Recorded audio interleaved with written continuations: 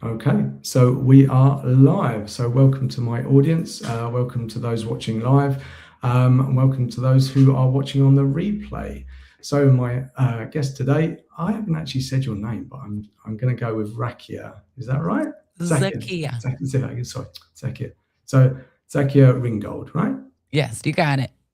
Perfect. So my opening monologue is always the same. I never introduce my guests purely for the fact that I don't think I would do a very good job. And I would much prefer that you just introduce yourself, give any context that you would like, any highlights, any lowlights that you think is worthwhile for the audience to know about you. And then we can dive into our conversation. Sure. Well, first off, Colin, thank you for having me with your audience. But hello, everyone. My name is Zakia Ringgold. I am a soap maker, but I didn't start out trying to build a soap company, a tech company, a framework. I started with a hobby and a live stream. And I was making soap and went live one day. So, with just something that I love, just to show the process. No funnel, no strategy, no website. I just kept showing up. And what caught my attention wasn't the views, although we got into the thousands of live viewers and comments. It was the repetition of it all and the pattern that I was seeing. So the same questions, the same sticking points, the same confusion week after week. So instead of planning harder, I started building small systems. And I think we're going to get into that, Colin, Yeah. around what was already happening, like my replays, my routines, documenting. And that one live stream turned into a business, not because it went viral, but because I stopped starting over every single time. I won't give you the whole history of it, but from there, I created Live Soap School, which is an online academy that teaches soap making. Of course, I have Natural Soap by Zakia. When the pandemic hit, I pivoted into virtual events and started producing over 150 virtual events for libraries, universities, and nonprofits. To my later iteration, when the world opened back up, which is now Business Tech Lab, which you see right below me there, where I help organizations and small business owners to leverage different systems, of course, AI, in growing their business and their brand online. Amazing. There's so many threads to pull on in your story. I'm gonna start with a couple of compliments.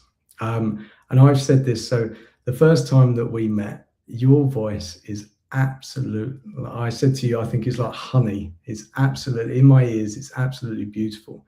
And I think what comes with that is this calmness and just this ability to explain something in such a very really nice way. And I think what I took away from our conversation was that you seem to understand things that a lot of people spend a lot of time trying to make complicated, and you just make it easy to understand. So I think your voice, the way you are, the calmness and the way that you can take something that's complicated and make it so easy to understand and sort of enjoyable to almost want to hear the next sentence of what's coming, how this is.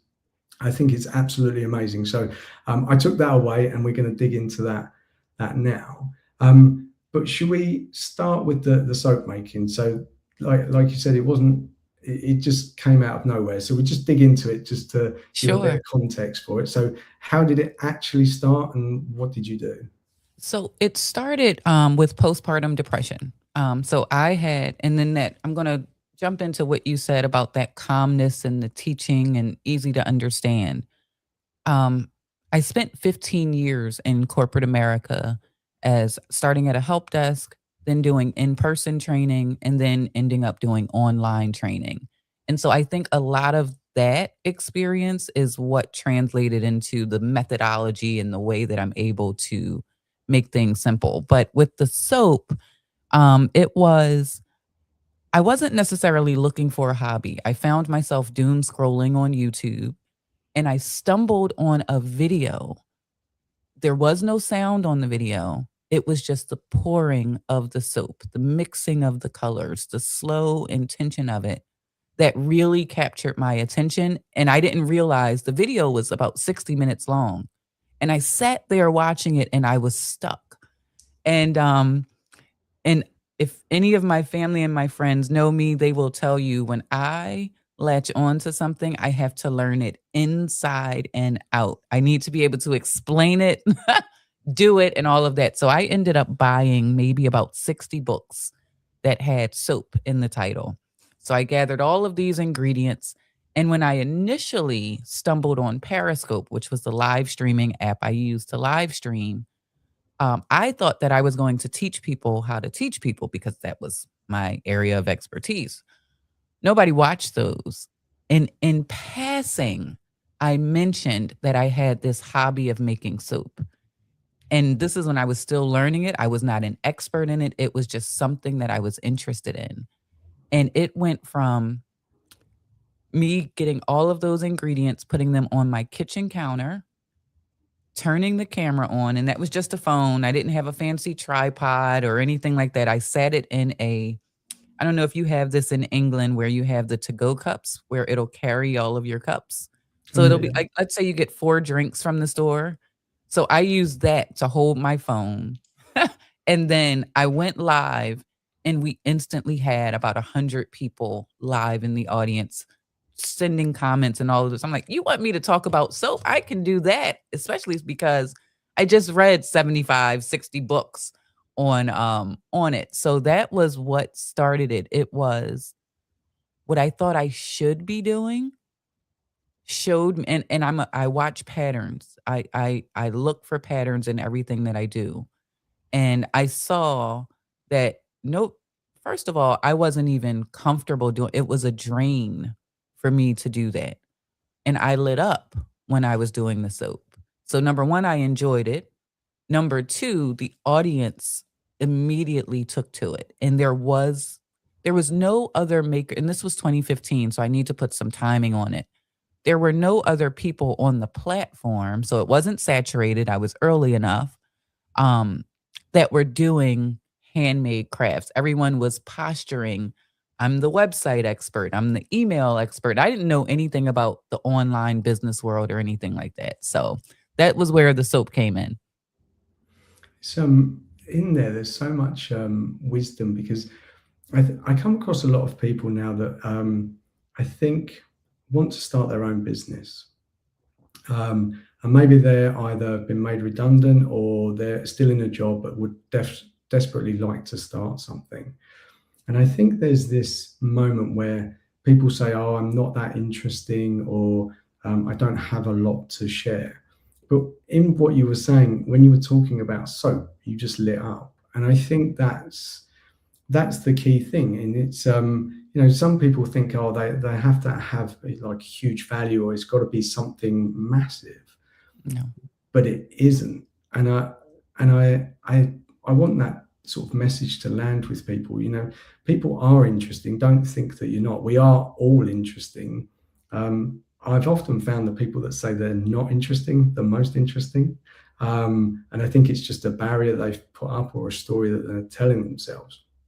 But what happens often on these lives, when I get to speak to someone that's maybe a bit nervous about being on camera, when I actually talk to them about the thing that they're really good at, or that they're really passionate about, they come alive. They forget the camera's there. They're just, yeah. And that for me is just amazing, just to watch that. And it is the words, but it's the energy, the way that it comes across. And I found that very infectious. I found myself almost forgetting that I was live streaming. It was just like, yeah, this is engaging. I just want to know more. And I want to encourage people to sort of get past that, because there is this block. And, in your story, you said, the way that you did things was just, you didn't have all the equipment, you didn't have everything. And I think, we'll get into sort of technology in a second, but we seem to get into this world where we go, okay, we need all of these things. We need a website. We need this email stuff. And I've been through that myself, and it's just basically excuses or perfectionism to get in the way to actually doing the thing. But more importantly than that, you actually went live trying to based on an assumption that you thought you could teach other people to teach, Mm-hmm. and it was something else. But I don't see that. Or some people would see that as a failure. I don't actually see that as a failure. See that as a success because it's a learning, Yep. and it's like, oh, okay, I was expecting this, but there's no way for you to have known that unless you'd have done it. And I think that's what a lot of us are scared about, just doing something, putting ourselves out there, um, and just it not working. But the reality is, if you do that, it's often the thing behind it or some pattern, like you said, that shows up. But you're never going to get there unless you do the thing in front. And I think that's, I think if we have that in our mindset and just say, look, just go and do it anyway, that might not be the thing. It might lead to something else. I think people would actually sort of open up, and it's just that experimenting side of things. For sure. And I think a lot of that has to do with attempting to fit in someone else's box, right? Because I Mm. watched the live streams and I saw kind of the structure of it and what they were doing. And I thought I saw a need for eventually the coaches and the consultants were going to offer a course. That was the bread and butter of Periscope days. But I know as from my background as an instructional designer, normally when you are the expert in something, it makes it really difficult for you to distill that into something that a beginner can do. So I felt like that's where I fit. But the problem with that and what you were describing is that wasn't my box to fit into. It wasn't what I was supposed to be doing. And had I not tried that, to your point, I would have never ever known that. So one thing I would say is make sure you're not shrinking yourself to fit into a box. And then also let the demand from your audience tell you where to dig deeper. Don't necessarily try, because what'll happen is it becomes analysis paralysis. Well, I don't have a website, but in order to have a website, I have to have a logo. What's my color scheme? What are the pages that I need? You're going to go down that whole path for something that your audience probably doesn't even want. And that's going to be very difficult if you are in business. I would really say dig into what people ask you the most about, not what you want people to ask you the most about. Like, I really wish people would ask me about instructional design. Please don't. Please don't. But what are they asking you about and what are you naturally gifted at? And I hear that a lot about the live video. I was very, very fortunate in that I was live streaming before it was mainstream. Like it was just a smaller population. And I watched us all figuring it out before you had like the lower thirds and being able to switch the screens. And so I was fortunate there, but something that I learned was some people are naturally comfortable with video, some are great with audio, some are great with written text. And because of the various platforms that we have, you don't necessarily have to be on camera. You can still get your message out with your voice, with your writing, or on video. And eventually, and now with AI, you can translate it to those other mediums that you're just not as comfortable with. But video is important. Yeah. I am. I think something else I take from that is you're very self-aware, because a lot of people don't they can't. So you said, people that are very good at something, they just sort of go in and they're not aware of, they can't create the distance between, okay, I'm doing this but my audience wants this. But you were able to step away from yourself to go, oh, okay, and you can see the pattern, and you're aware, okay, that's obvious. Is that something that you've always been good at, or just through this? Is it because of you saw data, or are you just that aware of yourself anyway? I think it's a later awareness. I was not conscious that that's what I was doing. But as I look back at even my career, going all the way back to 2002, I've always been able to watch from a distance, okay, this is what's happening and put the patterns together. I don't know why that is. It may just be a gift that I have. So even, and the reason I say that is I started out with instructor led training, in person training. That's before e-learning came around, and that was the impetus of online.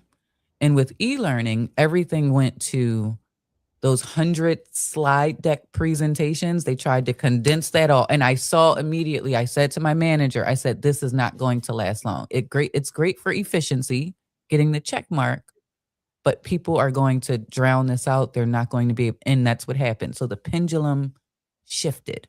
It went from everything in person to everything online. And then it had to come back to this middle point of some in person, some online. That's the sweet spot. Going up to live streaming, I knew instantly in 2015 when I saw it, I said, this is going to be the barrier, or it's going to eliminate that need for a middleman. And I have so many creatives and small business owners and just people that are really good with their hands in my network. And I instantly knew that if I could learn this with something as simple as soap, teaching was always the thing. I would be able to translate everything that I learned so that they could then grow their whatever it was. It's amazing how, so that was 2015, 2020, and I'm pointing this pattern out as I'm saying it out loud, right? 2020, I had already been using Zoom for 3 years for um the soap making classes. And when 2020 came, I could not understand why in the world is everybody shutting down. And I said, let's do a virtual soap summit with that. And my idea was I had built my business online, and my entire industry, they were dependent on craft shows, vending events, and things like that. And I knew that if they embraced the online, they could grow. And they were the audience I was after anyway when I said, oh, live streaming is the thing. And so, and then now with AI and all of that, I'm seeing that same pendulum shift. Everybody saying, let's hurry up and get everything AI, AI, AI, which is going to be too much. It's going to come back to a middle ground. And so that's where I'm really focusing now with that middle ground. So long answer, I did not realize it until maybe I've had a chance to sit in silence and really look at things since June. And I see that that is the complete through line to what I do. So there's two parts I want to get into. The first one goes back to something you were saying earlier. I think when people don't know what to talk about, so this occurred to me myself.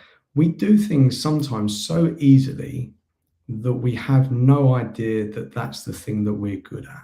Yeah. And because we think it's easy, we don't realize that it's something that other people can't do. And it took me a while to try and understand what that was for myself. And because oftentimes we don't maybe compliment other people, we tend to sort of be more negative to other people, or, if people are jealous, or we look at the negative side. I'm a big believer in paying compliments. If I see someone do a great presentation, I'm all in. I'm going to go and see them, even if it feels a bit cringy. I'm like, I just need them to know that it's great. And sometimes you can shock people because you can see that they don't realize that they're really good at something. And I think that sometimes that's even harder to look at yourselves, because people just go, oh, well, that's Colin, that's what he does. But no one actually tells you that you're good at it. And from the inside out, you just go, well, yeah, but that's how everyone does it, right? Yep. Because you just think that way. So if people are struggling at the moment, going, oh, okay, I don't know, what I would talk about or do or live stream or anything as a business, I would suggest go and speak to the people closest to you, maybe the people that you work with, and not just say, oh, what am I good at, but what would you come to me for? What do you see in me? And that might give a window into, okay, this is something else, and it'll be a different perspective. And it doesn't have to be cringy, it can just be genuine. Just say, look, what do you see in terms of skills? Because I'm thinking about appraisals and stuff like that. In the past, they always focused on your weaknesses. But if you actually go to your friends and family and colleagues and just go, okay, and ask that question and be a bit curious, and there might be a pattern in that people will sort of come to you with, and it probably is something that you overlook yourself. So I just sort of wanted to park that, but I think if people are struggling to know, then go and ask the people around you. I think that's the best place. Absolutely. Now I want to jump back to your AI point, and I think this is such an important point because AI is everywhere, right? It's the buzzword on everyone's lips, AI, AI, AI. And I actually had lunch with an ex-colleague the other day, and he works in a relatively new company. Let's say it's been there 10 years, sort of corporate, quite contained, regulated, etc.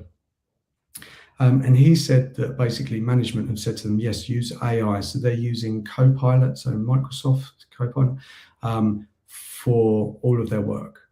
Now, the problem with that, I said, but everyone now is just looking to have AI in every single thing that they do. And that's just ridiculous. And we have this expression, years ago, I worked in projects. It says, when you have a hammer, everything looks like a nail. Yep. And it's just like, yeah. And so there is a lot of energy and a lot of time, money spent in a lot of misdirections, just trying to put AI in, just so you can say to the people outside, yes, we use AI. But in reality, you're making life a lot harder. You could just do that as a human thing. It won't take you that much. The effort and the problems it's going to cause you if it goes wrong. And I'm not saying AI is not a great thing, because it is. But like you say, we've gone so far out here, and we've just gone crazy. People need to calm down a little bit and go, okay, how do we get there? What do you think we need to do to get there? Is it we have to go through this pain to get back here, or what is it? What do you think is happening? There's definitely going to be the pain, only because that's what's loud and noisy right now. There's a new tool. The biggest gurus or to the smallest gurus, or you got to use it, you got to use it. But I think it all has to do with orientate. When the pendulum comes back, it's going to be orientation. One one thing that I've realized is AI never enters neutrally. It comes into an environment and it takes on the culture of whatever is there. So I've worked with 4 very different use cases where AI seemed to be the answer coming in. The biggest or the cleanest example I have is a food truck owner, and she wanted to get better with her digital marketing or create a marketing campaign. And she thought I would just use AI, have it create all of these captions and schedule to social media. When we looked at it, it wasn't that she didn't have the capacity, the time, or any of that. It was just that her closing at the end of the day was so fragmented that she had no creative energy left to go ahead and create those things. So what we did was, I call it my orientation session. Back in the train, we orient people to where they are and what systems already exist. Even if you haven't named them, especially if you're in business, your business is running on a system. I think I even have a blog post on that. Your business already has a system, even if you haven't named it. So what we did was we did a closing checklist for her before she starts the day, or before she leaves for the day. So when she comes in, she's not facing all of those challenges. So AI never even entered that conversation. That was all just things that she does. Where AI did come in and where her creativity sparked and energy and everything was, I then told her about Suno. I don't know. Are you familiar with Suno? No, no. So Suno is a tool that allows you to either generate lyrics or just tell it the topic that you want. It will create an entire song for you. So she just put in her hopes and dreams for her business. That's where the light bulb went off. And then she ended up with a jingle that she was excited to then go and create this content for her social media, right? Without, and we created a simple marketing plan, but we only infused AI when we knew what lever and where she was in the process, not beforehand for a tool for the tool's sake. Hmm. Yeah, I think that's and this is something I got from our previous conversation. It's actually about people and processes and Yes. systems. And so one of the things that we talked about is that there's going to be a million people out there. Well, I don't know a million, but let's say thousands of people that are going to tell you, okay, look, these are the apps that I use these, but they don't apply to everything. And what I like about your approach is you see the human, you see the systems, you see the processes, and then you recommend, not recommend and then Try and make it fit. because that's, and we used to have this thing that in projects saying to automate a bad system just means you've got an automated bad system. It's not. You need to look at the what's going on, and oftentimes because you're so close to the work, you're doing it daily, you assume a lot of things. Okay, I need to do this, I need to send this report, this thing has to be done at this time, and you get so close to it that you can't see it. And you need just to be able to go to someone like you and to say, look, can you have a look at this, Yeah. and break it down, and not in a, I know there are some people going, well, that's just stupid what you're doing, but just look at it and just go, okay, and just ask some nice, simple questions. They don't have to be complicated. I think the best questions are often very simple. Okay, why do you do that? And not in a accusatory way. Just, okay, what's going on? Explain it to me. And then you can uncover all of this stuff. There's a ton of things going on. Okay, I did this, for a client, 6 years ago that they now left, and I'm still running this report. And it's like, okay, so and that often is the thing that it's a block that why they haven't done something in the past. They go, well, we'd like to automate it, but we can't do it because of this one report. And you go, oh, okay, you don't actually need that report.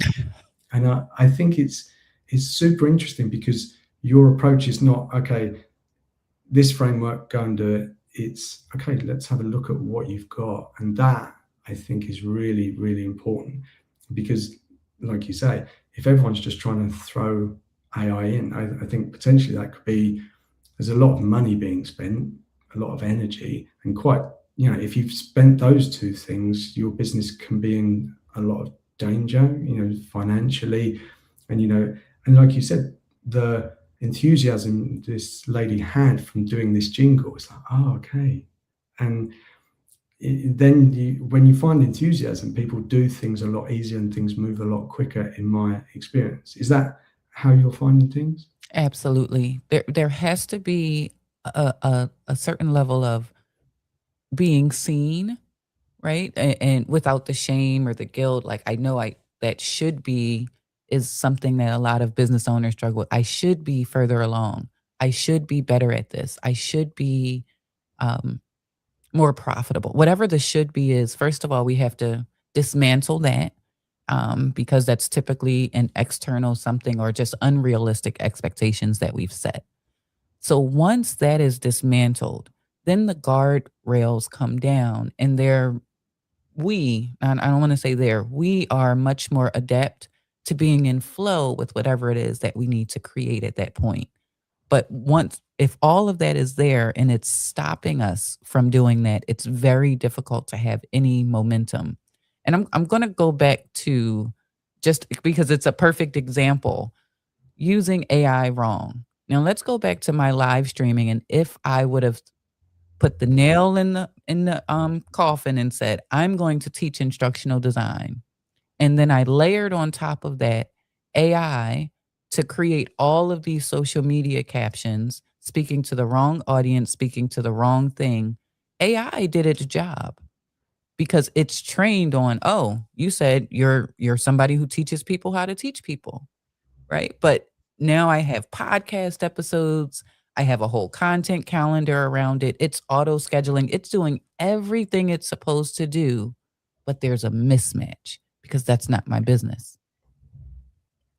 And you can apply that to every tool, every instance on when the tool comes first before the person or understanding the business, it's going to be broken. But AI didn't break it. Yeah, yeah. It's that's the thing, we can then use AI as the excuse to say that's why my business didn't work. And that's so I've often found in my own life, I put things in the way to avoid doing the thing that I should really be doing. Or And planning. it annoys me. I know it's done. And I also find it very difficult when someone points it out to me because I already know and I'm a bit like, oh, yeah, yeah. But do you find that? Do you think people already know, or do you think they're not that aware when you speak to them? They don't see these things. Already know what? Tell me more about that. They already know the thing that they should be doing. So let's say Oh, the yeah. business is not quite working, but they know that they should be doing something, or where they're spending their energy isn't the wisest, but that for some reason they can't stop themselves. It's either an excuse that. So I give an example. They should be speaking to their customers more, but they don't like to be on the telephone or something like that, or they fear rejection or something. Do you come across most Oh, people yeah. already know that? Oh, yeah. They know that. They're trying to find the other thing they could be doing in place of what they should be doing. Um, I would say maybe about 80% of people. The other 20% are struggling because of, I call it the noise, the internet noise of just scrolling on YouTube or Instagram or TikTok and trying to fit into one of those molds. But for a large percentage of people who've been in business for a while, they know they should be doing the sales calls. They know they need to do the follow up. They need to have different processes in place or better accounting. Whatever the thing is, it's shown itself. And they're choosing because either it's a weakness, something they don't know how to do, or it's something that they're just very uncomfortable with doing. I talked about having, as a small business owner, knowing the difference between when you need a coach, when you need a consultant, when you need a course, and then when you need a contractor. There are four very different outcomes depending on what it is that you need as a business owner. So when we're talking about those internal things that you know you should be doing, that's when that coach comes in, right? Because they're going to hold that mirror up. They're not going to do the work. They're going to force you into decision mode for you to do it. And then if you don't know how to do it, that's when you have the two lanes of either a course, because I don't have the money to pay someone, but I can learn it and do it, or I have a contractor that I'm going to pay and do the thing that I need to have done. And then the consultant is, I have no idea what I'm supposed to be doing. Please help me. And then they are going to be the expert to do that. So I think another thing is sometimes there's a mismatch with the resources that are available to small business owners so that they know which one to pull into their ecosystem in order to help move their business forward. Motivation and all of that, that's not going to sustain a business. Systems will. Systems and infrastructure. I've never heard that approach before. That's really smart. Those four different things that you need: a coach, etc. I've never heard anyone say that before, which is really something quite pivotal. And that, because then I was thinking, oh, back to the example of people were thinking AI is going to do the thing that you can't do. And so I was just thinking about the phone call. Yeah, AI could maybe, I don't know, I'm sure there's systems out there that can make a phone call and speak to people already, but it's actually why you need to speak to your customers is to build trust, understand exactly what they want. And you can't put a system in place that you can't do yourself. And so you need to take that step back and see what's going on and have a coach and sort of say, okay, well, why is it that I'm not doing that? I don't like speaking on the telephone or whatever it is. And yeah, it's that's such a. How did you come up with those four things? Is that you saw that in yourself, or you just, yeah? How did you get to that sort of decision? I think it's the training background, but then also watching the patterns in the live streaming early days. Everyone was offering what they were calling a course, and I would look at the outcomes. I'm like, you're not transferring knowledge, skill, or ability. That's the definition of a course. You have to be able to transfer something. Many of them were disguised as courses, but they were actually coaching programs, which is in my mind, like mindset. You think about a football coach as an example. They don't get out there and throw the ball. They're coaching you with an innate skill that you have to bring it to the optimal position. So many of the people that were latching on to these courses because they thought they were getting a skill would come back and be upset because, yeah, I had the mindset shift, but I still can't move forward. I don't Mm. have the tactical thing that I thought I was getting with this course that I got from this coaching program. So I would watch those comments and the reviews and all of that. And then for the consultant, again, this comes back to orientation.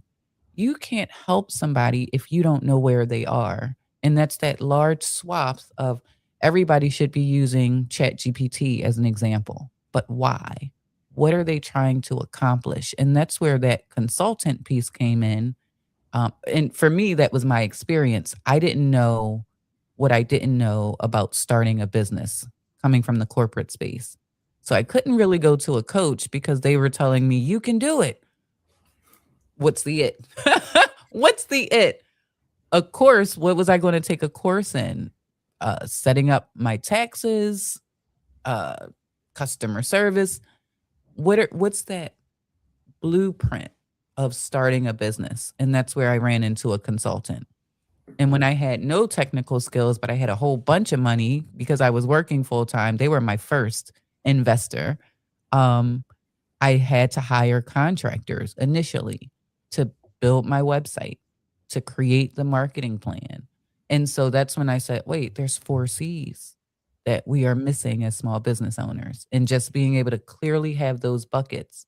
And then having that mindset allowed me to really look at any program that was being offered or something that I was considering and match it to what was it that I was trying to achieve.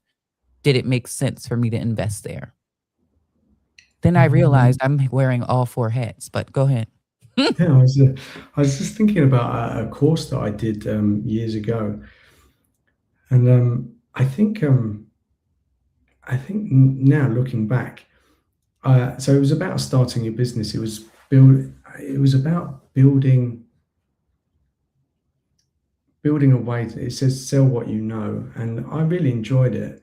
And it said about setting up a website, email marketing, a whole load of things. But the reality was there was a barrier inside me that wouldn't pick up the phone or wouldn't speak to someone. So you can do all of this stuff, you can do all this technical stuff, but at the end, if you're not the one picking up the phone and asking actually, what do you want as your Yeah. clients or speaking to your target audience, you've built something that's just That's yeah, flashy and great. nice.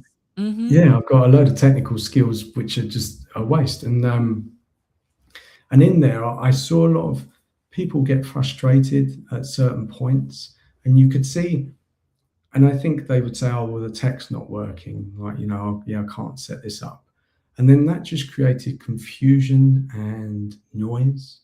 And you go, "This isn't." So I think a lot of people came to the course looking for a lot of different answers Yeah. to different things. And I think a majority of it was about sort of self belief, how to do something. People maybe wanted a different identity. They wanted to start their own business. They weren't happy where they were, maybe in a corporate job, and they were going to start something. And yes, there were a few people that absolutely took off. But I think where a lot of people got caught was this sort of, okay, just tech stuff, etc., etc. And you go, you're putting a lot of energy into something that has nothing. You're just frustrating yourself more, and your focus should be more on like a coach, almost like a life coach, as in what is it you want to do. And I'm just thinking that now you've put that idea there, I'm like, geez, like how could I have been so silly? But um, I think you need to know what it is and who you are and what you're trying to get to at the beginning, Yeah. And I'm thinking, why did I get sort of sucked into that?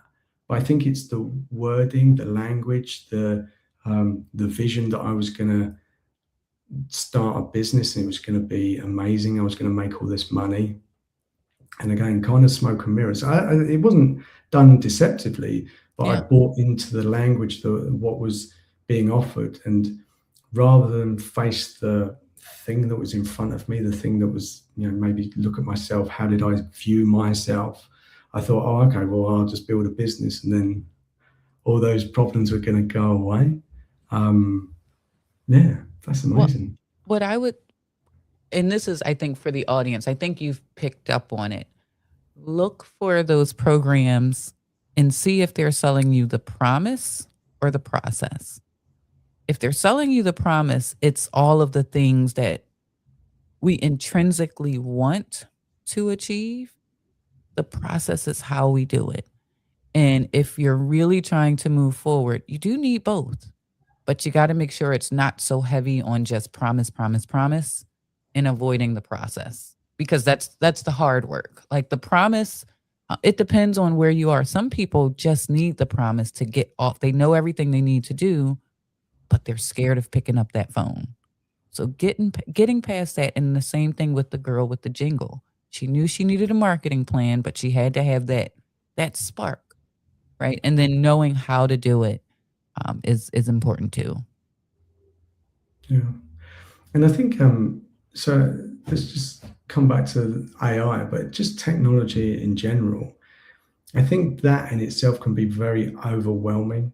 And I think that's maybe why people that are selling, these AI tools at the moment, it's obviously working, but I assume that's a very short-term business. People will buy into it, but then again, like my course, it died out at some point.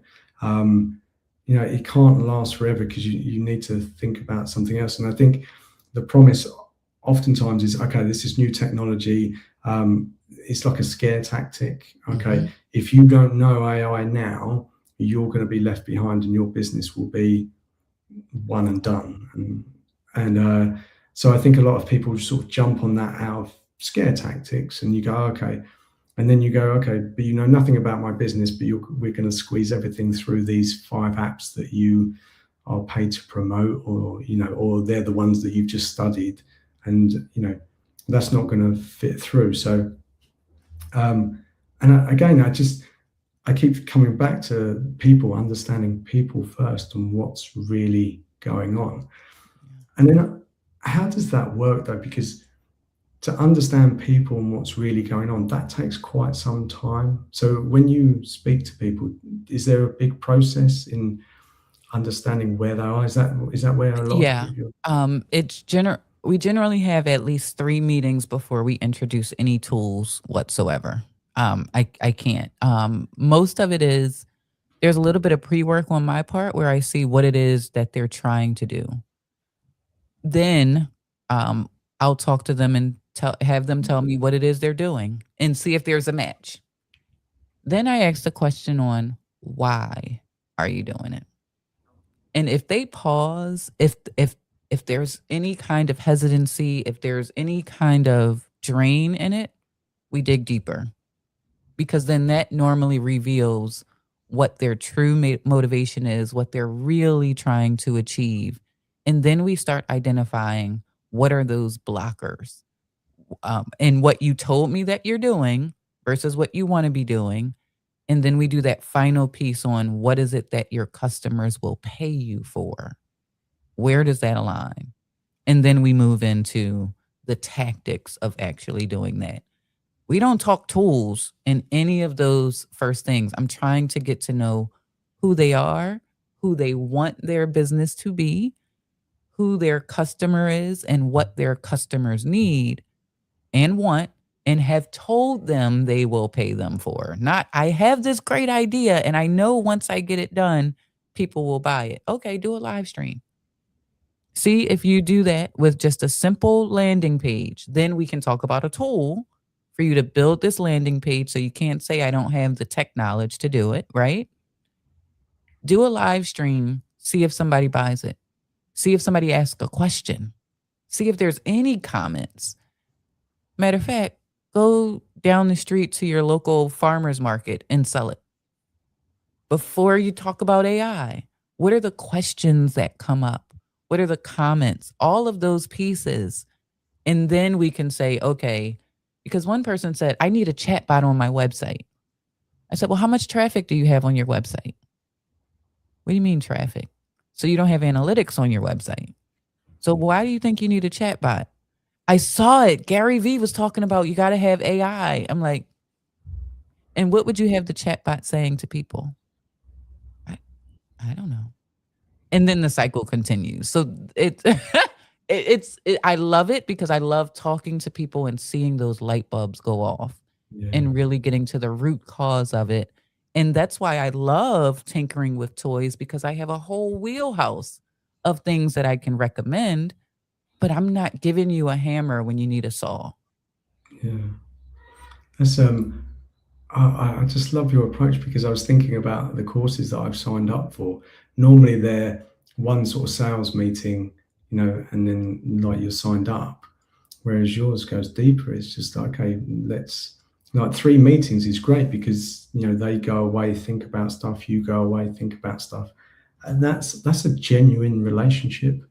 And it's strange because if you go online now, that's very much like they say, don't let the person get off the phone. It's just like, okay, no, like,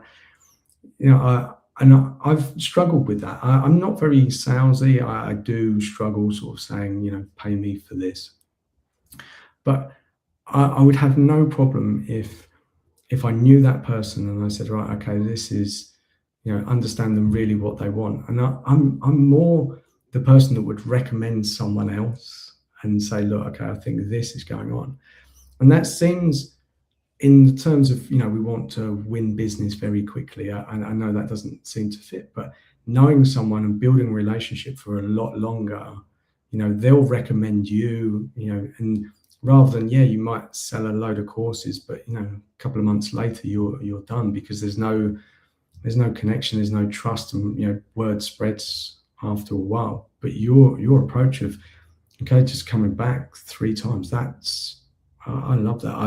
I've never really seen that. So is 3 did you always plan it that way? Or how did you land on 3? Well, one thing about me, it's never planned. It's over experience. So I work with a lot of small business incubators in the city. And I just noticed over time it would present as one thing, but in that initial conversation, there would be tears, there would be there would be so much to go over.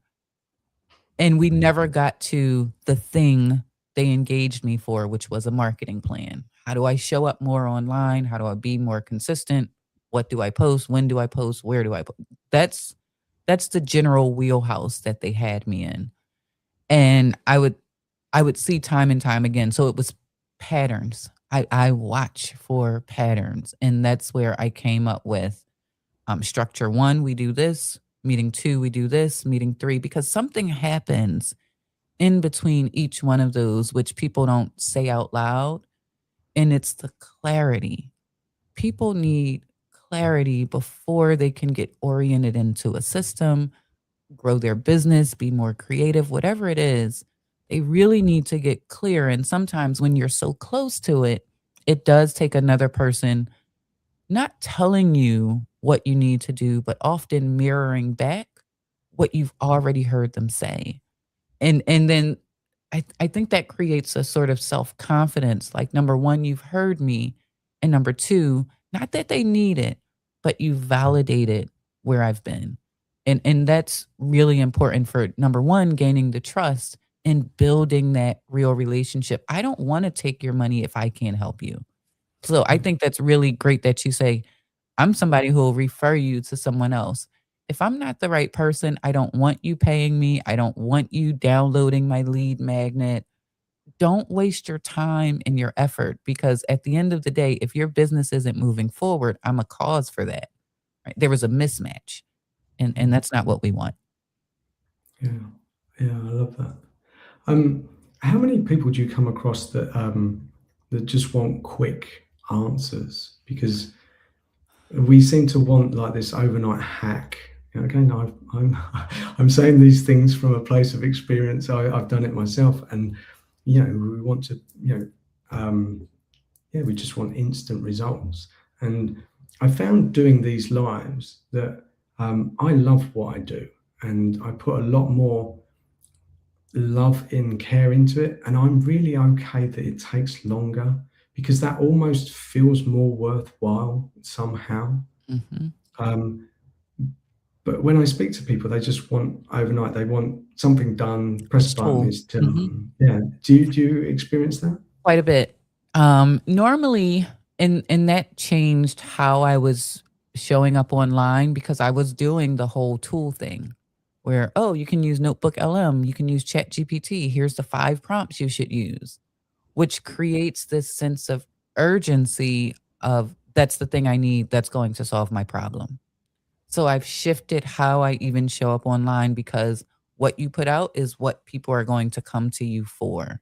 And I didn't want to become known as the tool person.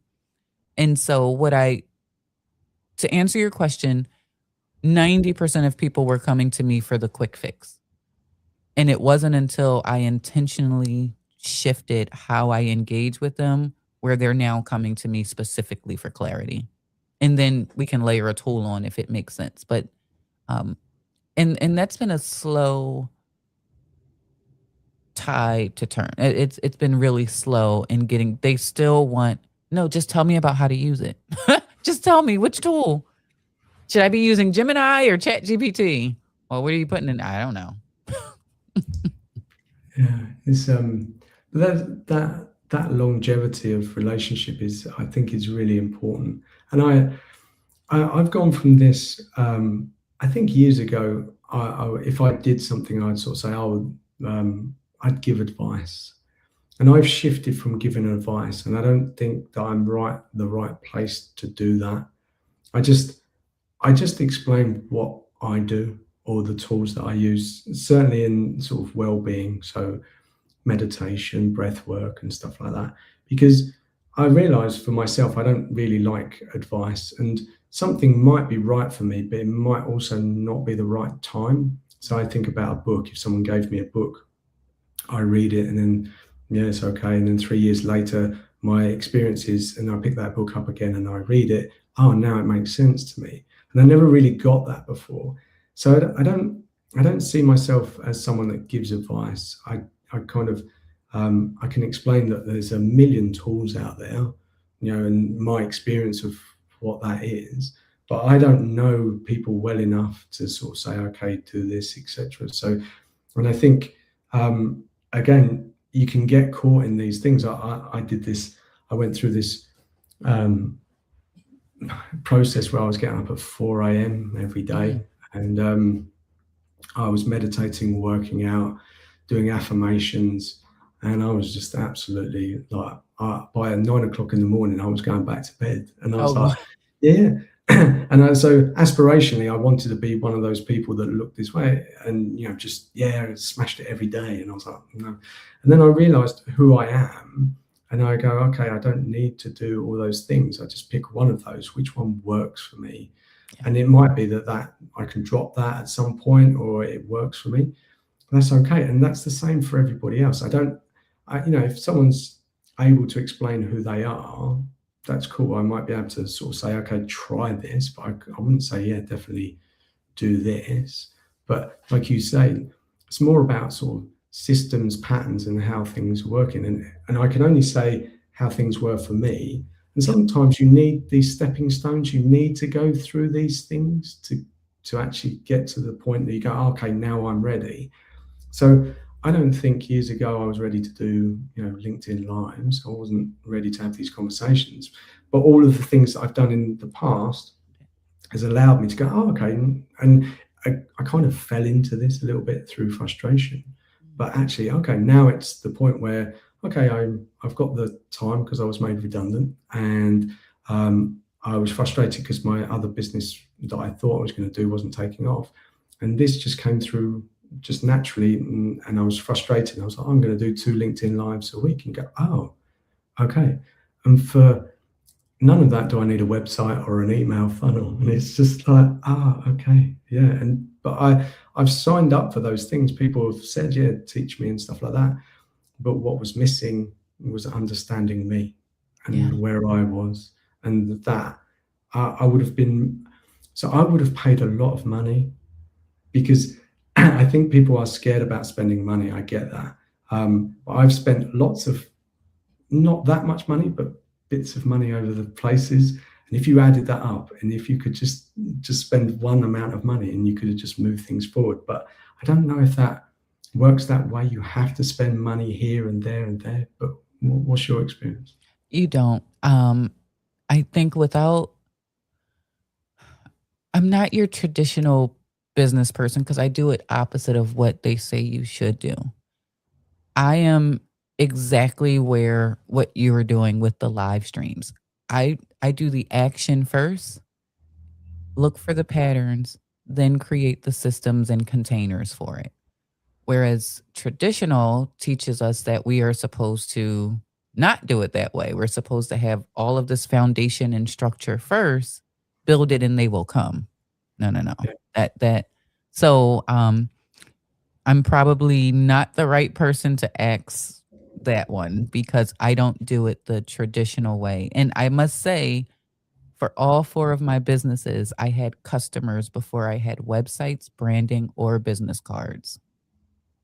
So it's worked yeah, for me. Now, would I tell everybody to do it that way? Absolutely not. But I think it's however you are most comfortable showing up as yourself, not the mm, representative that you're supposed to have, but as yourself and what you truly enjoy doing. Your audience, your customers will find you. And then it's up to you to put some structure around that. yeah. I love that because I think doing these lives, I've done everything that the opposite of all the gurus will tell you, Hmm. and so I've done it the other way. I've done all of the other things, and now I'm doing it this way. And I have to say, I feel a bit smug about it because when everyone's zigging, I'm zagging, and Yeah. I'm not doing it intentionally. But I found that yeah, it just seems to move me faster.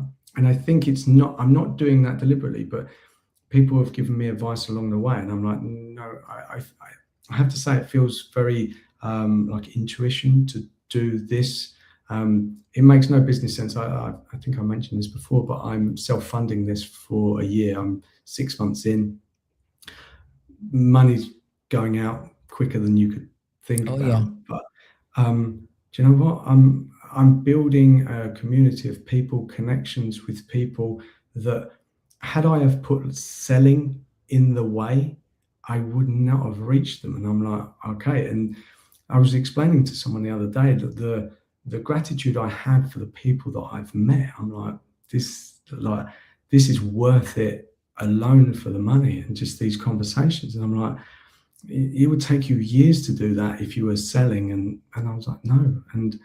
Uh, but other people are saying, no, you've got to sell. You're halfway through, you've got to pitch and do this. I'm like, no.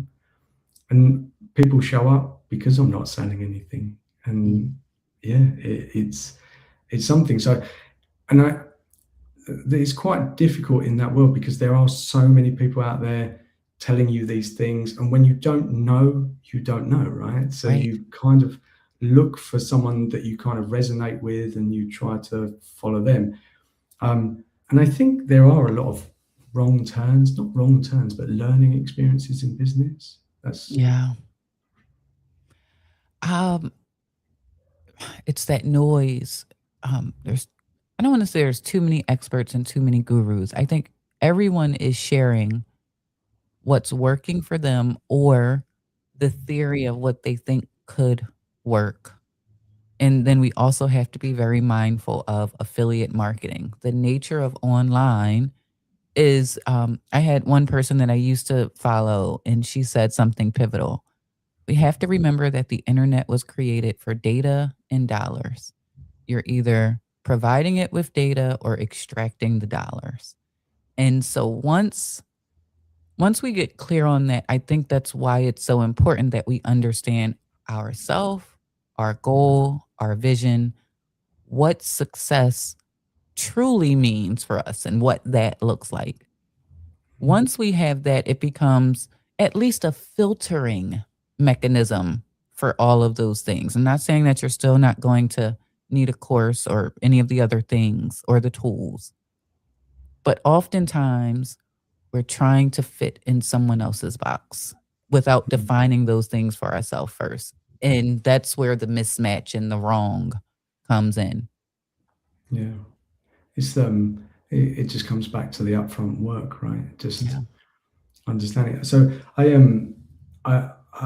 for a long time I've talked about values, and I've struggled with actually what my values are, because a lot of my values I just inherited from my parents, Yeah. and I didn't know to question those. And then when I moved away, my parents are lovely, they're great, but there are things that I want differently from my life, and I was like, oh, and it took me a long time to sort of question what it is, what were my values, and I I think they can change the priority. They're kind of the same, but I really struggled for years to just try and work out what that was, and I think understanding ourselves, understanding what we want, and I signed up for the get rich quick stuff. Mhm. I The thought, oh yeah, 4-hour work week, all of that. Yep. yeah, and I am, and you have to again give yourself some distance from that and understand who you are.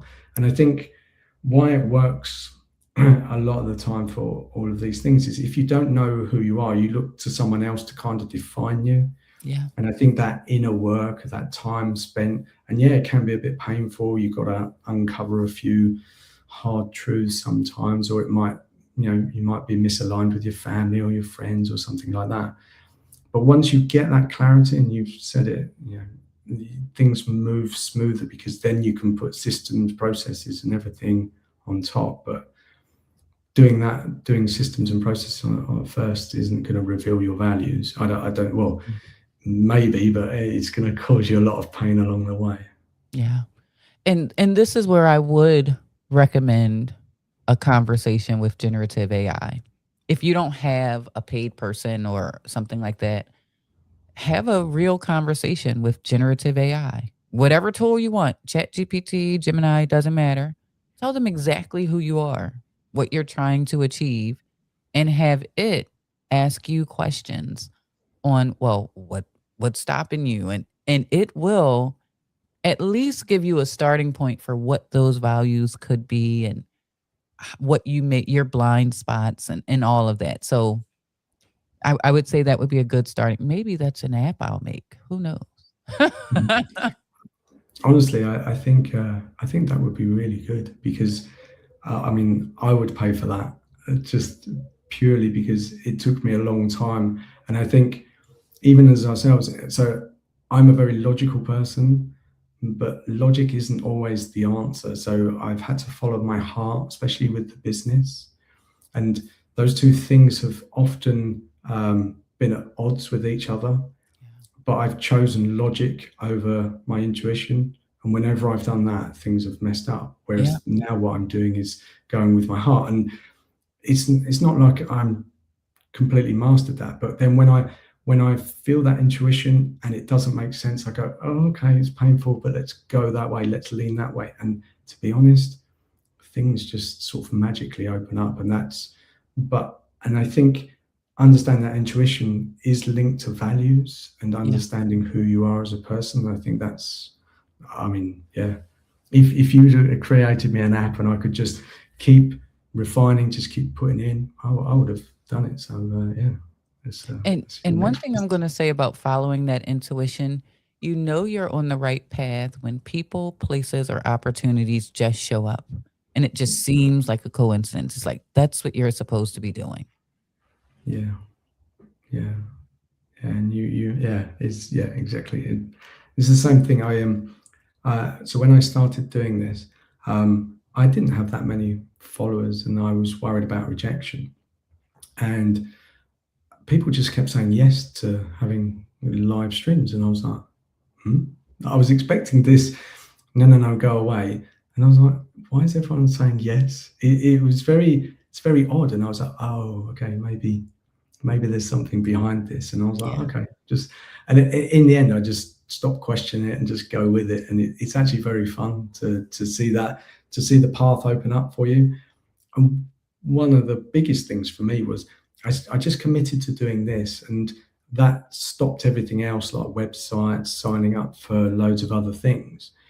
And I still get the pull sometimes to look at the shiny object, but I'm like, no, no, is that going to contradict my ability to do these lives for the period of time that I said I was going to? And then I've got this core thing that I can keep coming back to. It's like my North Star to say, look, is this going to take me away from this or closer to it? And yeah, that's really helped me out. Because yeah, again, lots of noise, lots of things. You think that thing over there is going to be your answer to it, but and I wish I'd have come across you earlier, because I think you would have really helped me out. Well, one thing I would say, if there's any system, like hearing you talk, it would be that email system, not to start emailing people or anything like that. But long term, um, when Periscope shut down, I had 70,000 followers. I only I had 2,000 people on my email list. So when that shut down, I immediately lost contact with over 70,000 people that had connected with me. And you're doing something with these interviews where I think long term, not thinking about monetization, it can become a curriculum, a book, or anything along those lines. And you need a way of being able to reach back out to those people who said, "Hey, I want to hear more." Or Zakia was a person on there, and maybe she wants to do another collaboration later. So having a central CRM, a simple way of capturing emails right now, not that you're going to spam people or anything like that, but just shoring up that base of people that have somehow connected, whether as a guest or someone watching the live stream, is going to be a way, it's going to be an asset that your business is going to thank you for later. Yeah, I am. It's something that sits at the back of my mind, because I'm aware that LinkedIn could shut my account down, and I'm like, wow. And fortunately, the way I connect with people is that they book a call, like we spoke before. So I do capture some of that, but that's a small percentage. That's the only the people that I get to speak with. And Mhm. Colin, like, protect this. This is really like a big thing. Like, you've contacted these people. If you go from LinkedIn, that's how most people would find me. They'll see my content. And yeah, we assume these platforms are going to be here forever, or that you've got access to them. But it's like, yeah. And one of the things that I struggle with is that with LinkedIn, all props to LinkedIn, because it's allowed me to build what I've got. But the algorithm is always one of those things that when I signed up for LinkedIn, there was loads of people explaining how to beat the algorithm, how to do things. And I went on that journey, and I was doing all these postings at this time and doing everything daily and etc. And it got exhausting. I was Yeah. putting so much energy trying to beat or go viral. But why do I want to go viral? Like, I'm not like, do it. Is that who I am? Not really. It's a nice buzzword that gives you some sort of credibility, but you've gone viral for some weird thing that you had no control over. And but then I just gave up trying to beat the algorithm, because there's much more fun in just having conversations with people. If my stuff lands, it lands, and you can spend most of your day trying to post at a certain time or be online at this time. I have a family. I have friends. Right. I Right. don't want to sacrifice all of that. So, and And again, then I just want to pick up on that viral piece, because for a while I thought I wanted to go viral until somebody asked me, well, If you go viral, are you prepared to ship 1 million orders? Can your website take 1 million people coming to it? And I think many people mistake that, and you picked up on it. It's a number, but what do you do with that number? How does it translate to, if you're in business, how does it translate into revenue for your business or something that you can leverage for your business? Otherwise, it's that external stamp and that external validation of strangers who, how are you going to leverage? So anybody who's thinking about that virality thing, um, why does it matter? Why do you care? And then move on from there. Are you prepared for it? Right. So I'm glad Mm. you said, what do I want to go viral for? That's not the goal. Yeah, I am. One of the things when I started to every week track my followers on LinkedIn, Mhm. and then it was just a way to motivate me to see that I was moving forward. And then I got to 3,000 followers, and for some reason I thought the sky was going to open, and sort of God was going to shine His light, and everything was going to go great. And then I was like, no, nothing happened. And then I was like, oh, okay. So then I realized it was good to get me going, good to motivate me, but I still look, don't get me wrong, Yeah. there is this nice thing to go, okay. Um, but I would much rather have a much less followers, but that really connect with what I'm talking about, and that I could go out to those people and they go, yeah, absolutely, I love what you're doing, rather than have, I don't know, 1 million followers and everyone goes, yeah, nice, bye. Yeah. So yeah, but yeah. And the industry is picking up on that as well. That term, micro influencer, those people who Okay. have the much smaller audiences have a much higher engaged audience than those people with millions, because you're speaking to the masses and not to the individual that you've connected with or the individuals. So those people with less than 5,000 are highly sought after for brand deals and partnerships on the monetization side. So there's some good to being small. Yeah, yeah, and I'm very conscious of the time, but I Oh, think we yeah. could talk all day. But I think we have these messages, and people keep saying, "Oh, yeah, I want to grow. I want to do this. I want to do this." And I'm like, "Why do you want to grow?" We seem to think that growing is the only way, but I'm like, No, because I think if you understand what you want your business to be or how you want your life to be, then you can make decisions. And people go, "Yeah, I want to."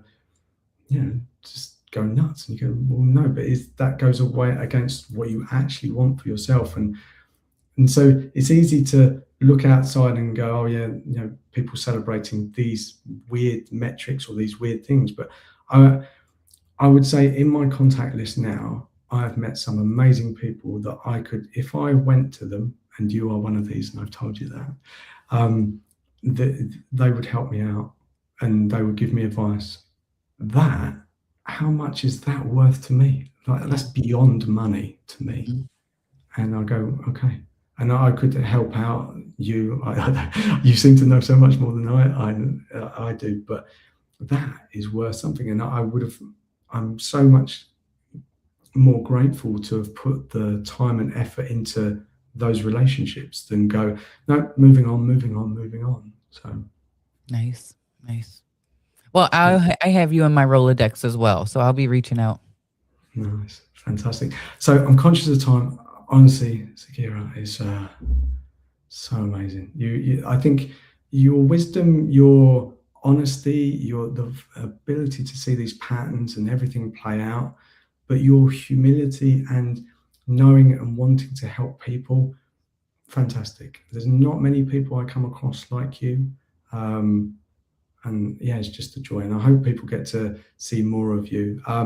If people are to follow you, where is the best place? Is it LinkedIn where I found you, or where do you want people to LinkedIn is go? a great starting point. They can also go to businesstechlab.com, and that's where they can see a lot of this that I've been talking about here. And then there's also a free, no money, if you're somebody who's a little bit struggling on what system and where to start, there's a free consultation right on the website where you can click there. We can talk for 15 minutes and find out what you need to do next. No sales at all. Nice. I'm gonna take opportunity and I'm gonna click on it. Fantastic. Okay, so well, I will repost this in LinkedIn. I'll put links to that website as well. So for today, fantastic. I'm sure if there's any comments or anything, we'll do a round two. But yeah, again, I'm so grateful for you being in my contact list now, and thank you for giving me the time today. Absolutely. Thanks, Colin. Have a wonderful day and enjoy the holidays. Yeah, you too. Take care. Bye Bye. bye.